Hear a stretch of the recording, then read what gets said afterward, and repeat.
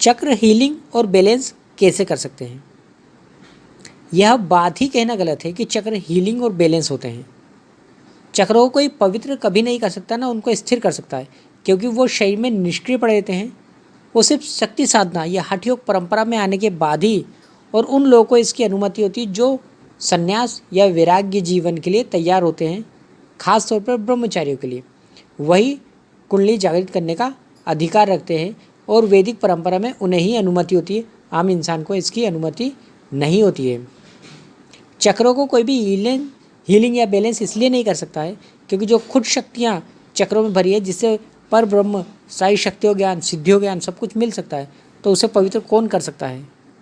इन चीज़ों का हमेशा ध्यान रखो कि कोई कुछ बनाए तो इसका मतलब नहीं कि वो सच हो।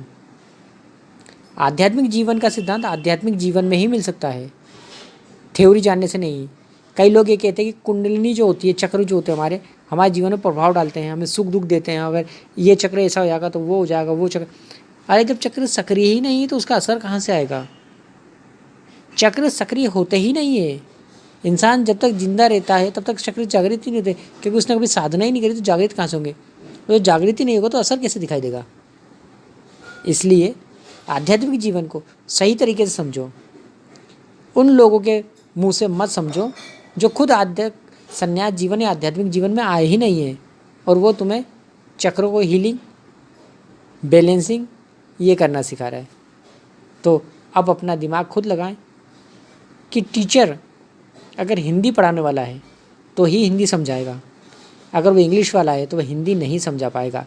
इसलिए जो सन्यासी नहीं, जो वैरागी नहीं, जो अध्यात्म में है ही नहीं, वो क्या कुंडलिनी जागरण और क्या कुंडलिनी साधना को समझा पाएगा और क्या उसका अर्थ बता पाएगा?